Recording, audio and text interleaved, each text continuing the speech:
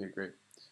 String to be transferred over. This is the Eth2.0 consensus layer, proof of stake consensus layer call number 63. The agenda is issue 217.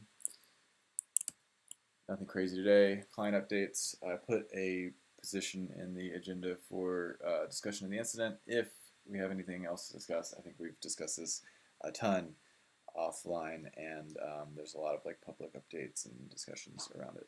But if anything, anybody has any we have a place there. Altair, general engineering progress, spec and testing planning. We'll go into research updates, spec discussion, and any closing remarks.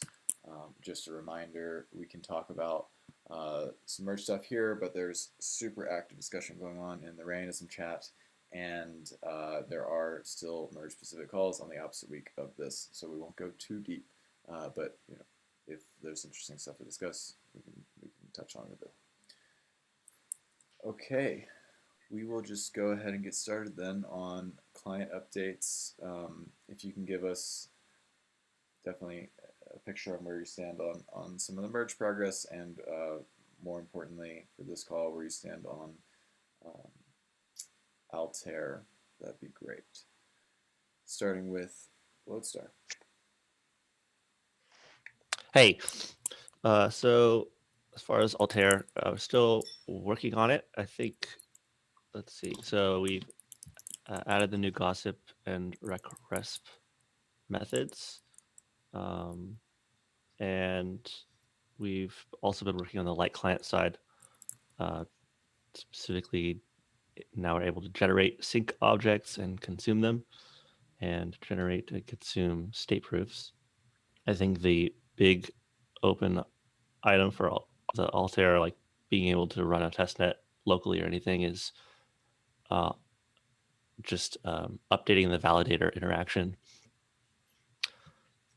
And other than that, just generally, we've been adding more metrics to Lodestar. It's really been helpful, and updating our Grafana dashboard. And that's it for us. Great. And in terms of the validator interactions, it's primarily additive as long as you have the data structures correct, and that I guess a block producer could do the same role and just not be paying attention to those sync committee, and similarly someone could just not pay attention to their sync committee, so you might even be able to stand up a testnet today. But great progress. Let's move on to Lighthouse. Hello, Paul here. So when it comes to Altair, we have our consensus changes awaiting review. We're adding some caching to our beacon chain for sync committee, so getting the fast verification of that down pat. And we're also we've got the network protocols under review. Then when it comes to Rainism, we're just passing the merge test sectors today. Generally, we're aiming towards a v1.4.0 release. It's probably going to be in the next few weeks, but it rolls in a bunch of features that we've been working on, including beta Windows support, big reduction in memory footprint, doppelganger service. We're reducing our outbound Eth1 calls, and it will also have the Altair structure definitions and the mechanics to choose between the two forks. That's also going to be included in that big release. So it's coming in a few weeks. We're also planning to share some validated performance stats. It's not comparing clients, but you can compare a group of validators just to the global average for some span of time. I'm just trying to get the broader staking community to be a little bit more aware of the details of how their attestation rewards go, so they can come back to their clients with more info. And Michael also has a PR open on the spec repo for Altair balance carryover. Oh, and that validated performance thing, I'll release it on like Reddit or Twitter or something at some point soon. Just a little spreadsheet. That's it for me. Yeah, cool. We can talk about Michael's issue in the Altair section. Thank you. Nimbus. Hi. So last Monday we released 1.2.2. It includes more efficient queuing, which kind of reduced power consumption. We also have a more stable REST API. We had issues with, I think it was Rocket Pool that made large queries and sometimes interrupted the beacon node for a long time. And we also fixed some libp2p timer issues that caused us to give scoring penalties to peers that were actually good. On the research side, we didn't make much progress on Altair in April. It was deprioritized so that we could advance on Rayonism. But this will be a priority starting from May. And we have also merged some PR that we had pending for over a month regarding improved slashing protection performance, so that we knew that everyone updated to our V2 of the slashing database to prevent issues if they have to roll back. On the social media side and documentation, we have improved our Nimbus guide in a lot of areas following feedbacks from especially Rocket Pool users. And we have a blog post called Eth2 is green, which made headlines on Twitter especially, and was well received also on a lot of Discord. And that was with Geth plus Nimbus plus Rocket Pool running 10 validators. So for 10 hours on a Raspberry Pi that was powered by an external phone battery. Nice.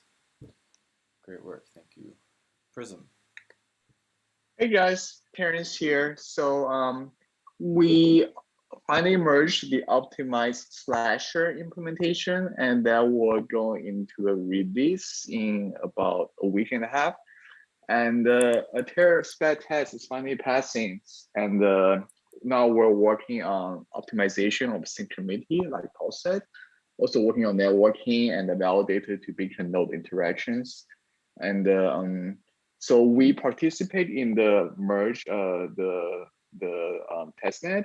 Unfortunately, we had some consensus error, and that was confirmed using the merge spec test Proto put out yesterday. So thank you, Proto, for that. So we failed at the execution payloads transactions, and we're looking into the hash root implementation of that. Also started working on implementing sharding spec. I've been asking lots of questions to Proto and Anton on that. And yeah, that's it from us. Thank you. Great. Yeah, in retrospect, it was crazy that we tried to do that DevNet without consensus vectors. I'm surprised it went as well as it did. Great. Thank you. And Tekku. Hey guys. So we're pretty much caught up with the latest alpha spec release with respect to Altair. Reference tests are passing, except for a few Altair state upgrade test cases that we need to debug. All the sync committee related validator duties have been implemented. We integrated the Altair state upgrade logic so that we can transition across fork boundaries. We added logic to update the ENR fork ID field at fork boundaries. We have sync committee subnet subscription updates wired through to update the new ENR syncnets field. This isn't in an official release, but we went ahead and implemented the version 2 of the get metadata RPC request, which adds a new syncnets field. And we're continuing to migrate Jim McDonald's proposed sync committee APIs to the standard spec and implementing those within Tekku as we go. And we also had a community contribution for a custom REST endpoint to query peer gossip scores. And that's it for me. Great. Thank you. Next up, 2 weekends ago, we had the incident. 70% of block proposals went offline. I don't know if there's anything to discuss here, just leaving room in case there is.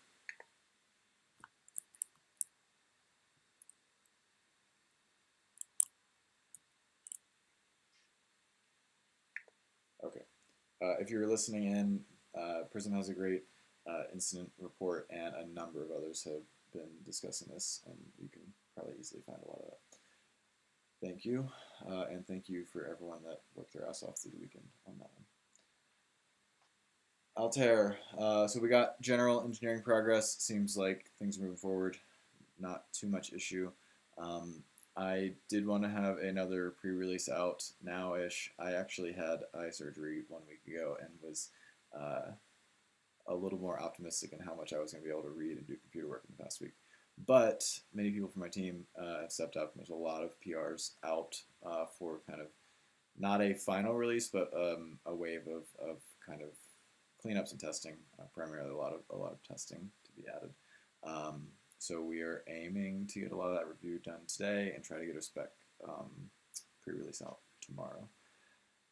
There is this item that Michael proposed that before he put this out, we were essentially dropping an epoch's worth of attestation participation, which, as Michael pointed out and as others agree, this would probably not look and feel good from the perspective of validators losing rewards on that one epoch. And so there's the simple mitigation might be just give a plus a tiny bit of reward, but the slightly more complicated but not very complicated method, which Michael proposed, is to translate the current epoch pending attestations into flags at that epoch crossing.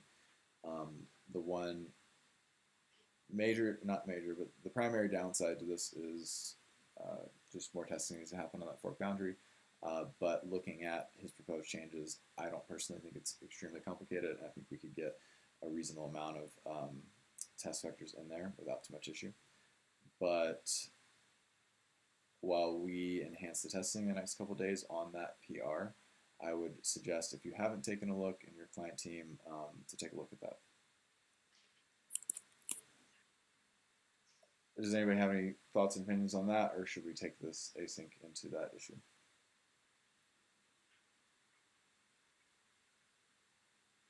Right, so this would only affect like attestations created in the last pre-fork epoch that get included in the first post-fork epoch, right? Correct. Well, no, it's pending attestations in state. Oh, right. The, so the anything... current epoch pending attestations would get translated into on that Right. boundary, or I guess their previous epoch at that point. They get translated into a flag array. So if nothing gets done, then like there will just be one epoch that gets unincentivized. There'd be one epoch of, it would look like essentially empty participation and a minor reward, a minor drop in rewards, and potentially like intuitively it doesn't seem worth the effort to even try solving that problem, right? Because it's like one epoch. That was my gut. Michael does have a PR up that reuses the functionality of process attestation in a modular way, so that it's primarily just reusing functionality. My gut is that it does introduce consensus complexity and a lot of potential room for error at that fork boundary, which is like this single instance of thing, but open for discussion. I don't feel super strongly one way or the other.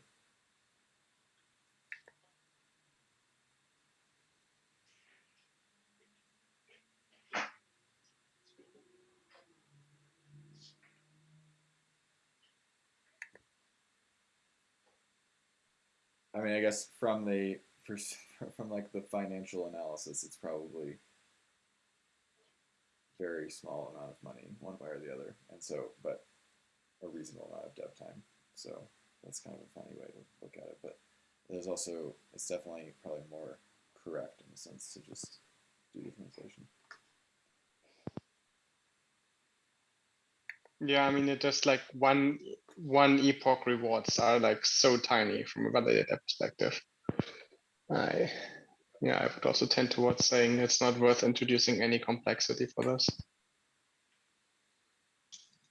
I think Michael's the main concern. Sorry, you go, Paul. I was going to say that there's also, I guess, some complexity in breaking the variant that, if you get your attestation included in blocks in the chain, then you get rewarded, and that these participation metrics stay the same. So you know, I guess there's a complexity that lives there too if we choose not to address it in the spec. So what So it's not complexity just- is that? You're saying different- like there's a complexity because there are no rewards. Like, but even if they were like one epoch where nobody participated because there are no rewards for it, that wouldn't do very much, right? Then Yeah, I guess for just these people, like one empty epoch. yeah, I'm not saying that the financial difference is a lot, but it's just, you know, it's just a thing where the system doesn't, it just has this epoch where you include your attestations and you don't get rewarded. And it just doesn't Right, seem but like. tell me where does that introduce complexity? I don't see that. It changes an invariant. Yeah, that's right. That users expect. It could potentially introduce complexity in third-party tooling that is making some sort of assumption based off of that. But I would imagine Block Explorer. Well, I don't feel like that's true because there can be epochs with no rewards. Like that's Right, already like true. that never So I really don't was an invariance because there was always the possibility that like network latency would just temporarily increase to 4 minutes.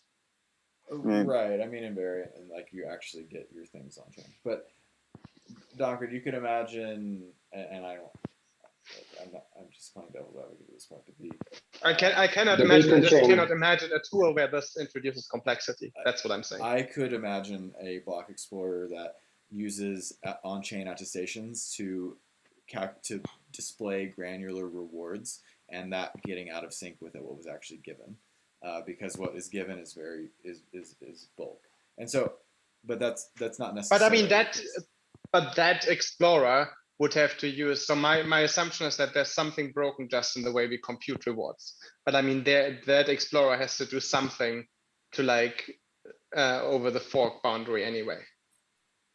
So I still Yeah, I don't think see one how of that Michael's makes sense. one of Michael's point, I think, was that a lot of validators will actually be watching this quite closely, that particular epoch quite closely, and monitoring their rewards, and noticing that they're not actually getting any might, you know, trigger a whole heap of users complaining on our Discord channels, and probably. But I mean, are we serious? I mean, we're talking about one epoch that is like cents. How much do you get in one epoch? But Donger, there is clearly demonstrated psychology that validators care a lot if they have one epoch of red. Yeah, So we would have to. I agree, but there are much worse things.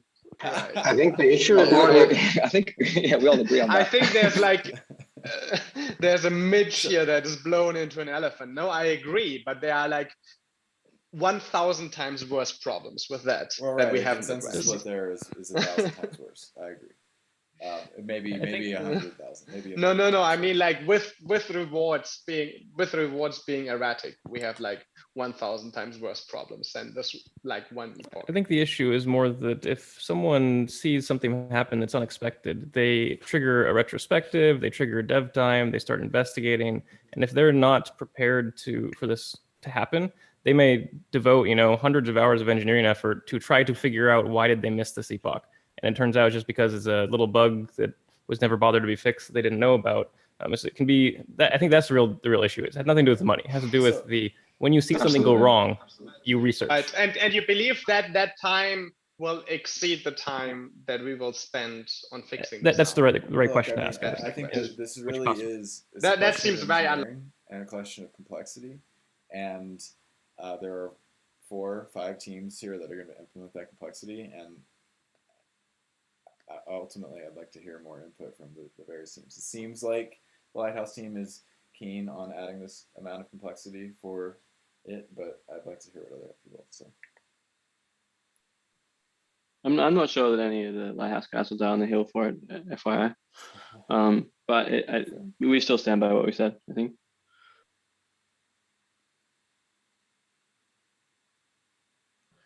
This is a one-off, right? It's not going to be useful for future forks. This is just purely a solution for this one, right? Yeah. I mean, my gut feel is I would rather not do the work, but no strong opinion on it. Thank you.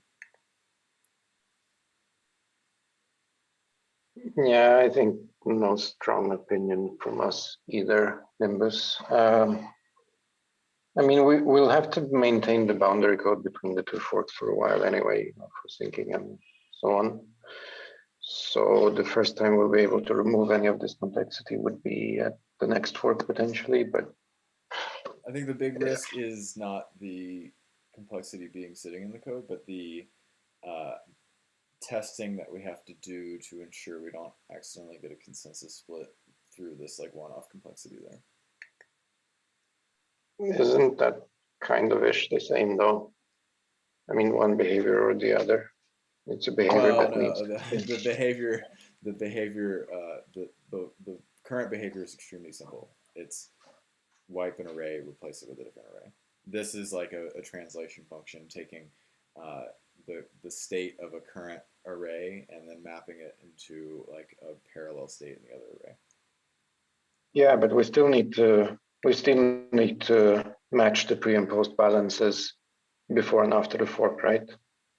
That's the number that we're checking actually when we're doing the testing. And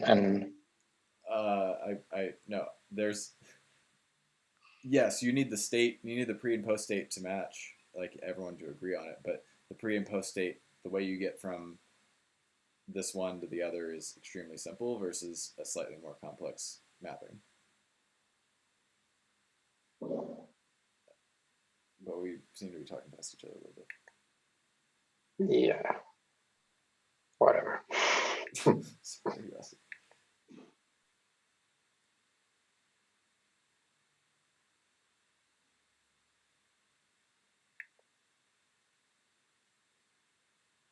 Okay, if you haven't taken a look at the OpenPR, please take a look at the OpenPR. It represents additional complexity to solve this minor issue and would certainly require a bit more testing to make sure that we can get that fork transition correct. Can every team please take a look at it? It's a simple PR, and we just need to make a call on it.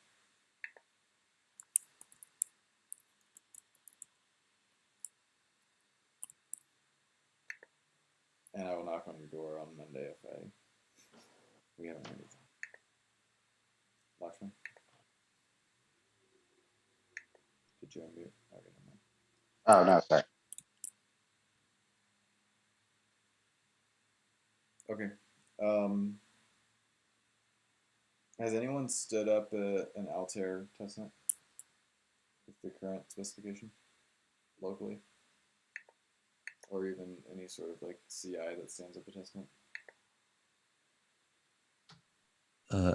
I believe from Slack messages that Adrian got something kind of running with Tekku yesterday or last night, my time, but that is all I know.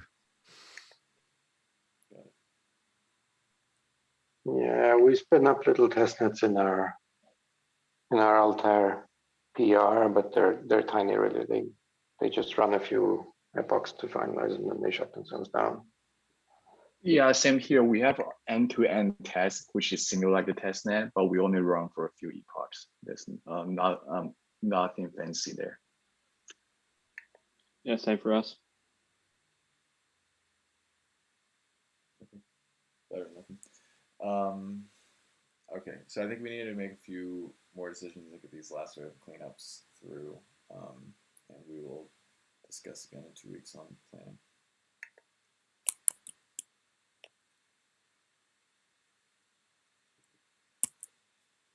Any other Altair items before we move on? Yeah, I just a little concerned about timing. If we're punting 2 more weeks before we make a decision, so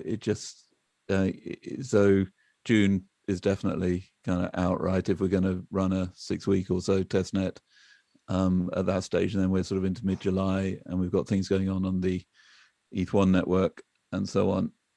Time starts slipping away. I mean, should we start planning a date? Because it always, there's a latency between sort of planning a testnet and getting everything ready and prepared for that. And so if we don't decide for until everyone's ready, then we've got this sort of latent period.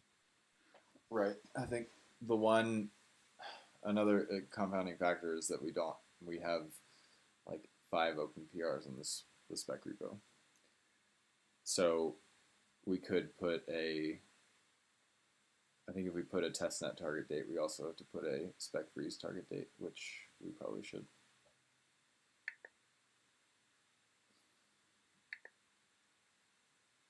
So if we're looking at a calendar, let's at least do the theoretical. Could do spec freeze the 14th, first testnet last week of May, first week of June. I'm just gauging temperature. What do people think about that?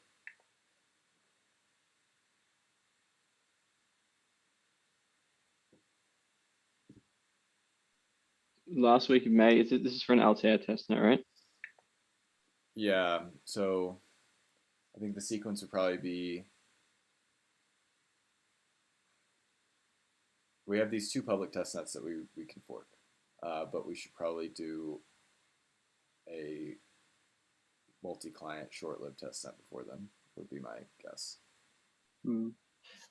Given that we're still like occasionally finding small things, maybe spec freeze on the 21st instead of 14th would be a little bit safer. Yeah, probably more realistic. I'd need to chat to the team, the broader team, in order to commit to anything. But I'd probably be leaning towards the later rather than sooner. Right. As in like the early next month instead of late this one. So like second week of June is short-lived multi-client testnets. Moving towards end of June on forking the actual testnets and doing a hard fork in July or August.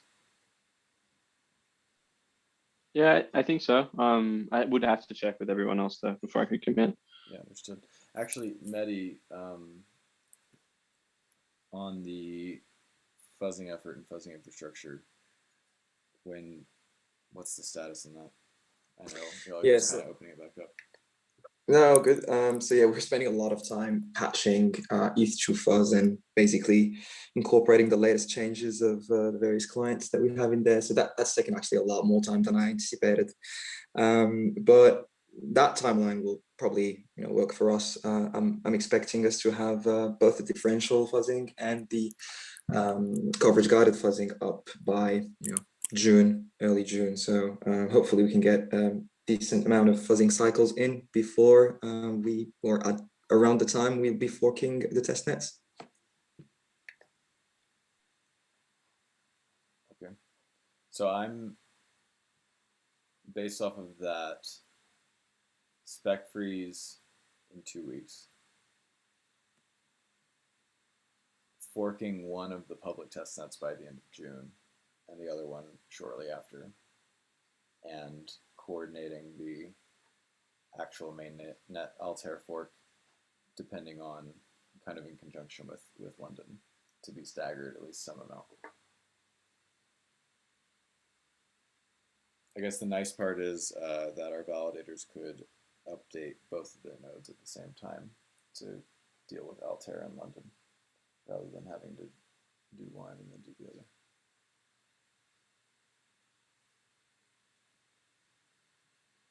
Okay, so I think that does put us at a reasonable sketch of a timeline that we can commit to. And in the 2-week time, we will have the frozen spec and can get an engineering update and harden that a bit more. Cool. Thanks for considering that. I think it helps just to have some idea of what a plan might look like, even if it's somewhat vague. Absolutely. Yeah, appreciate it. I appreciate you pushing on it.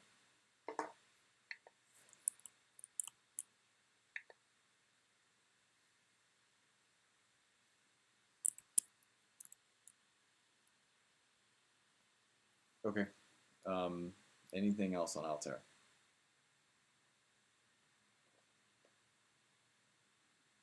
Moving on then. Any research updates for today? I started working on an annotated spec for Altair.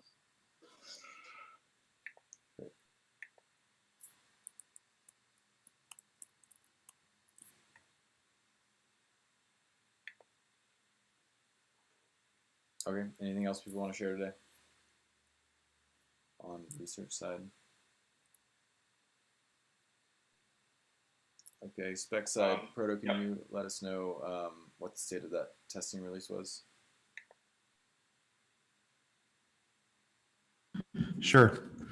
So right now we have a whole lot of new features in the dev branch, like in respect to testing, both Altair and the merge.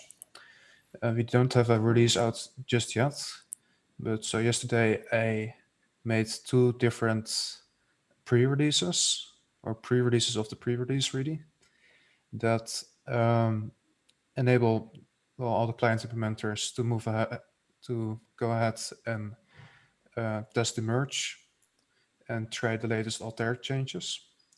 And then I expect like end of this week or maybe like start next week that we'll get an official release.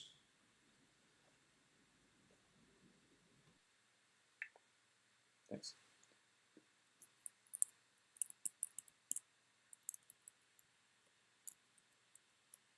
Great. Any other just spec related items?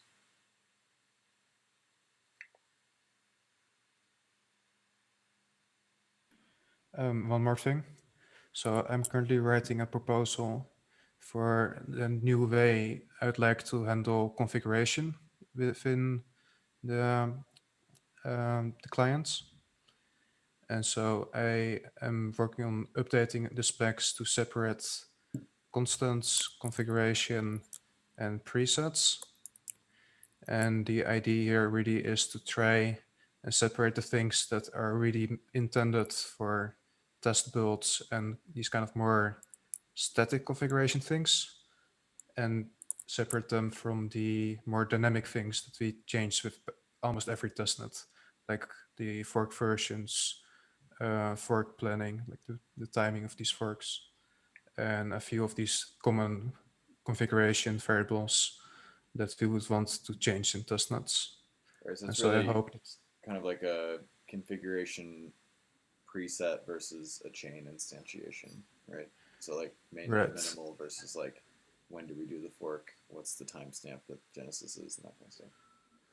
Right.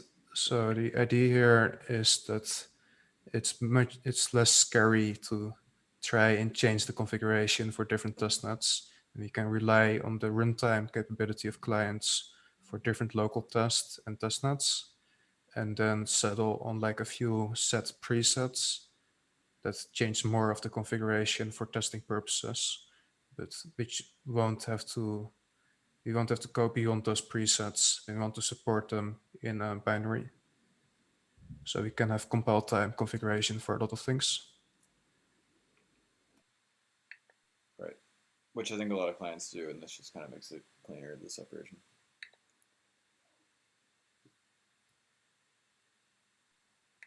I mean, speaking of which, do we even want to maintain the minimal configurations anymore? I feel that they were kind of hacks because we didn't know very much about performance back then. And now we do. I mean, they're used extensively on Python spec testing.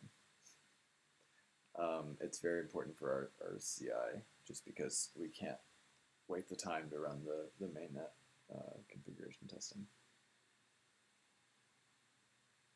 And I do think it's good to be able to have different configurations of there. Proto? Right, so I think we should maintain the minimal preset, but really just define it as this one preset. So we have mainnet, we have minimal. These things only change during compile time. And then we do specify like which things are like part of a preset. So clients can opt to define additional presets, but we don't require clients to define more than these 2 spec presets. And we just try and isolate the parts of the configuration that we do want to configure as a user.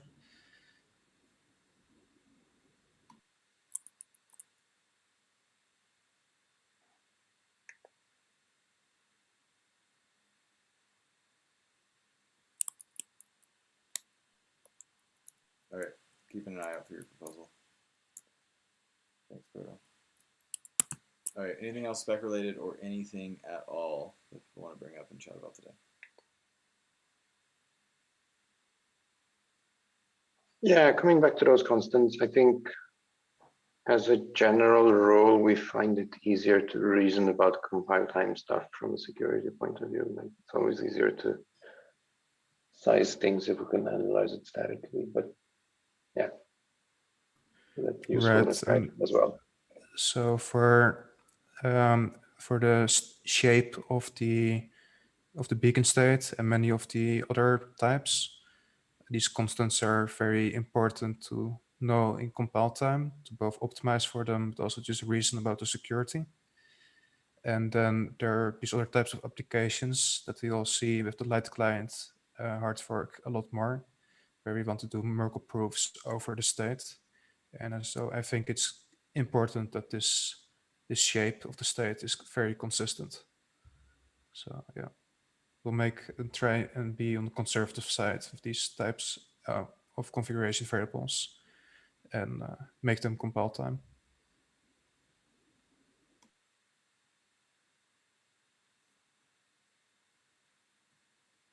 Perfect. Then we're on the same page.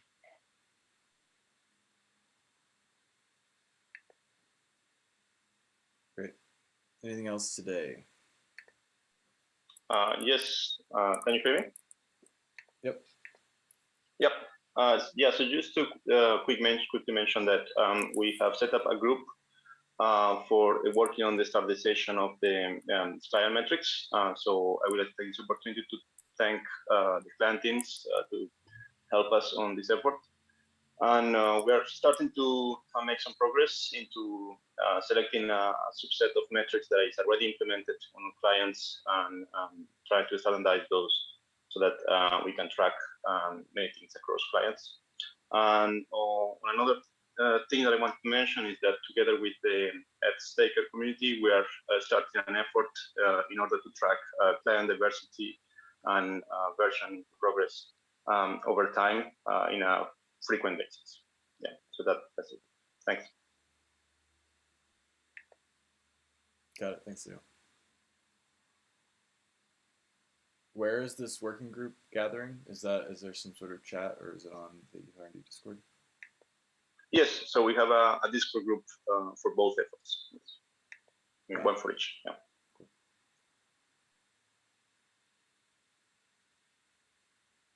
Okay. Anything else today before we close?